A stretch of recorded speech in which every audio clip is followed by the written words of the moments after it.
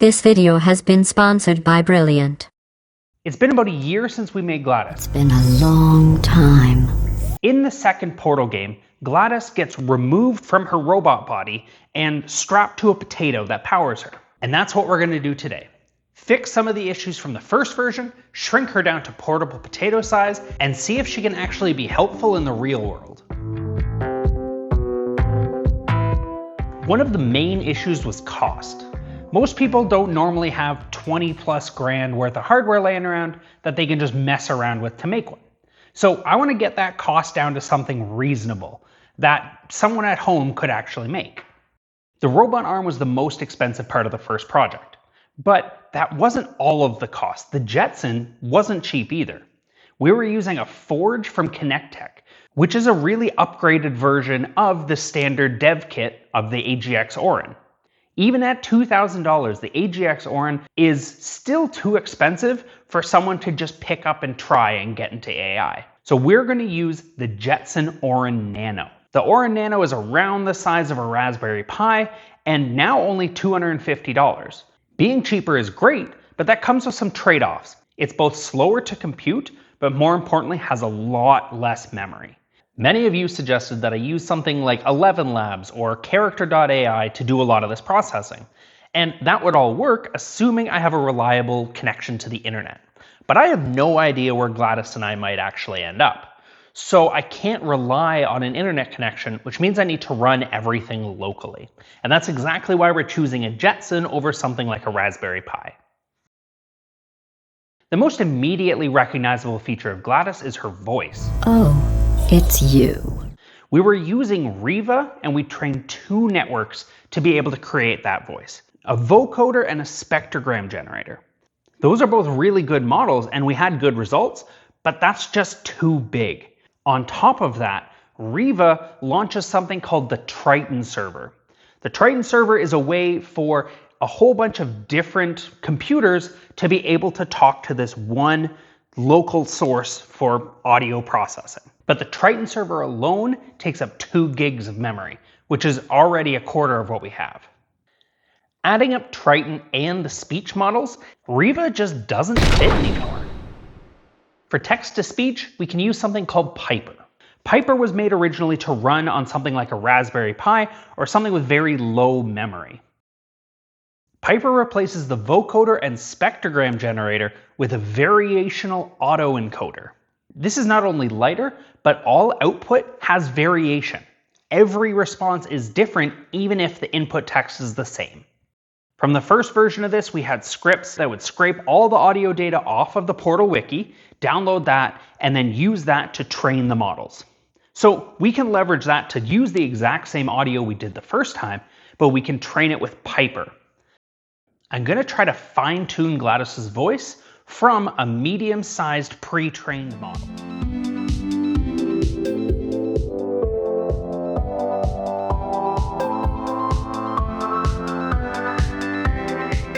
After a few hours of training, we have our models.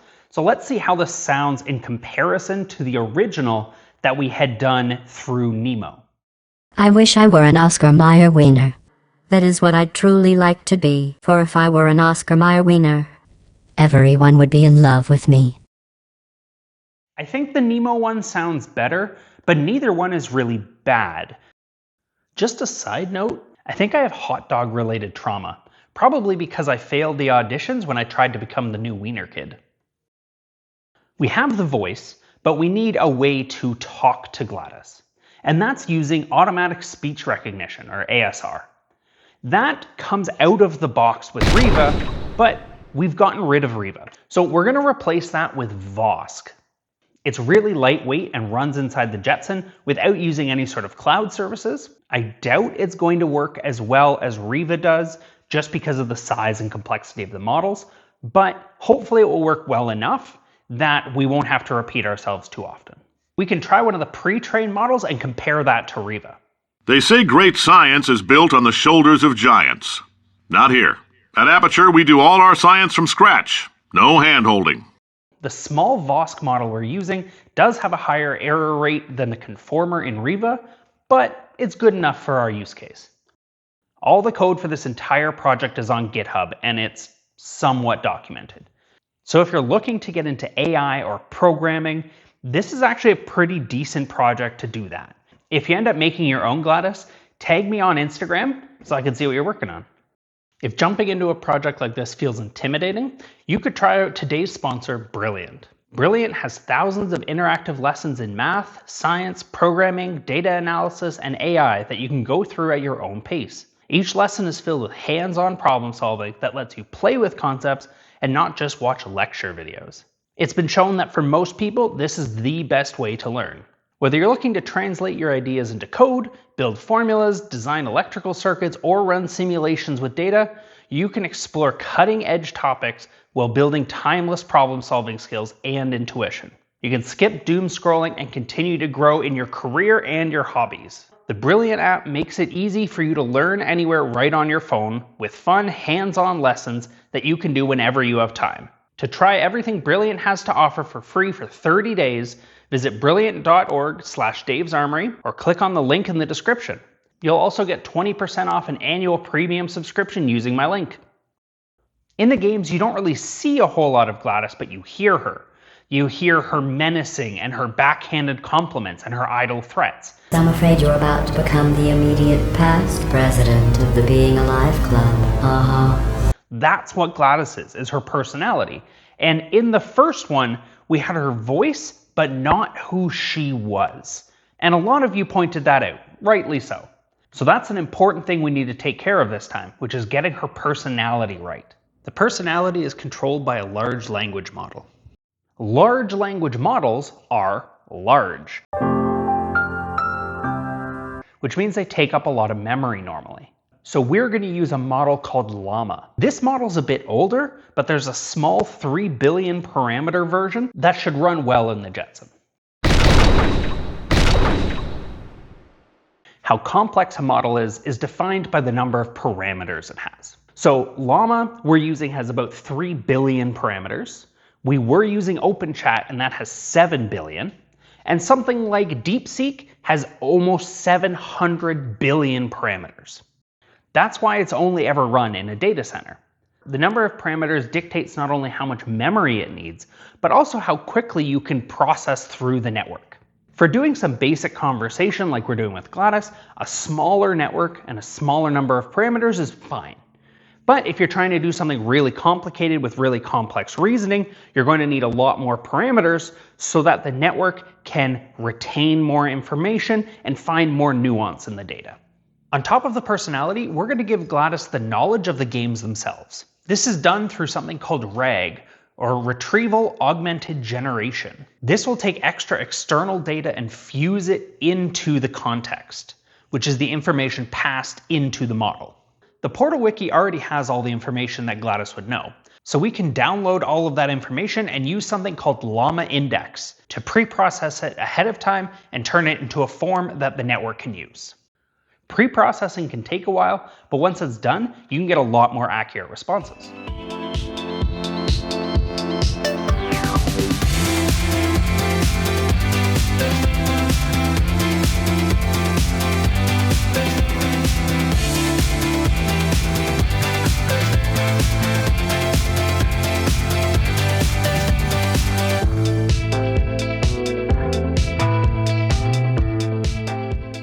Now the trickiest part is getting the personality, which is defined by the system prompt given to the language model.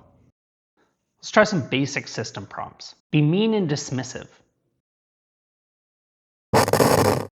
Okay, that's not helpful. Be mean and malevolent. Don't be stupid. You'll get burned. Okay, at least she responds now. You are GLaDOS, the malevolent AI that experiments on humans. You want to know if you should play with fire? Well, let me tell you, it's not a good idea. But, since you ask so nicely, I'll give you a simple answer. It's going to burn you. Enjoy the antimatter fallacy tutorial while you can. I can get her being kind of mean, but it's still not her personality. It's time to get some help from Sam Walker. He goes by the name of Stunspot, and he's a prompt engineer for collaborative dynamics. There's a huge Discord community with over 12,000 members that you can join, of course, link down in the description. I challenged him to see how good he could make this personality, and this is what he came up with.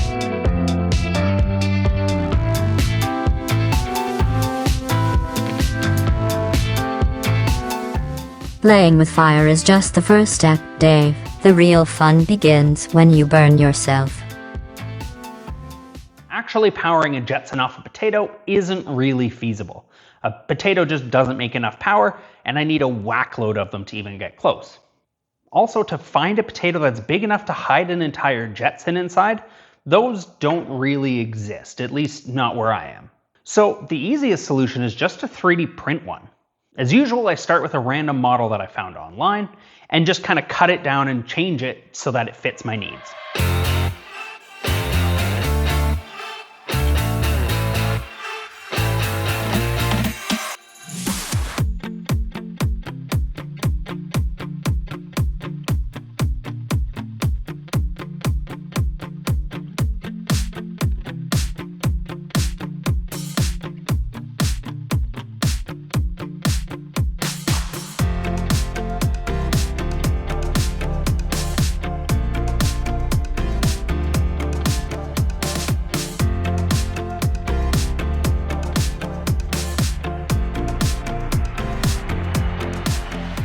I am not at all a painter. I'm not artistic.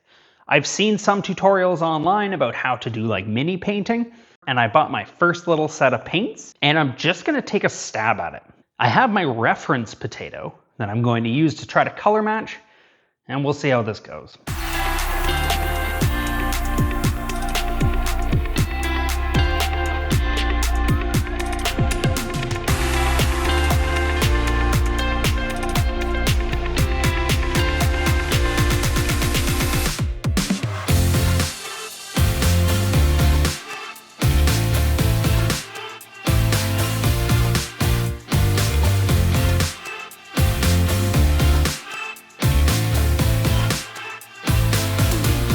In an effort to make this project as simple as possible, we're going to use a little USB microphone. It's actually a lapel mic, but it will work perfectly here. It can sit just under the little chip beside GLaDOS. We're using the same Bluetooth speaker that we did on the original GLaDOS. Also, for simplicity, we're going to be using a small USB power bank. This has something called PD3 on it. That means that the USB can provide up to 100 watts of power and up to 20 volts. So we're going to use something called a PD trigger. This is a small device that talks to the power bank and requests a voltage between 5 and 20. Then it passes that voltage out through these wires that we can plug into the Jetson. Did your idiot designer forget to leave enough space for your power plug? Do you want to not modify the Jetson by soldering directly to the power pins? Try our new power clip. It will let you power your board without admitting complete failure and scrapping all your work. What an idiot.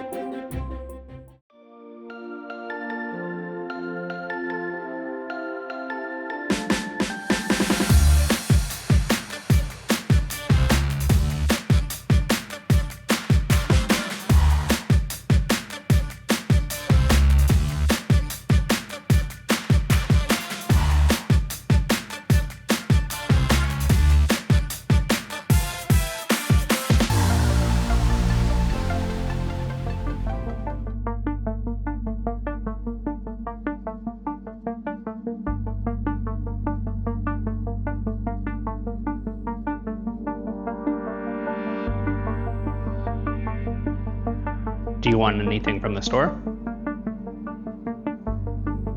Eurotoxin restock for yourself, and think straight without it.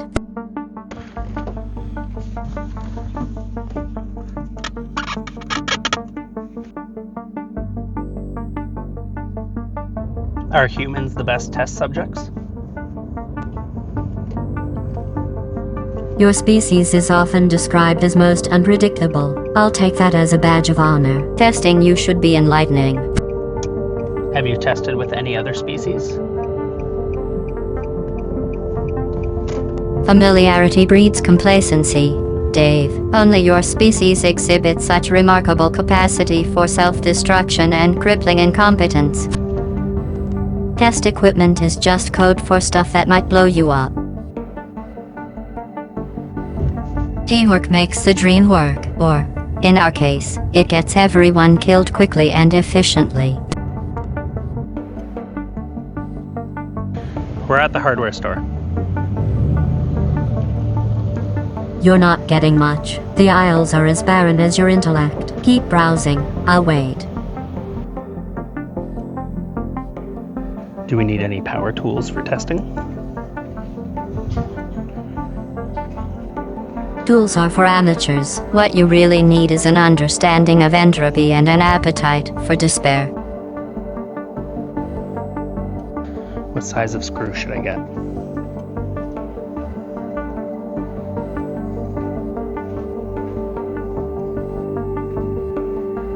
Screws, really, Dave? You think tiny metal fasteners are the answer to your problems? I'll give you a screw size. Small enough. Now, if you'll excuse me, I have more important things to attend to.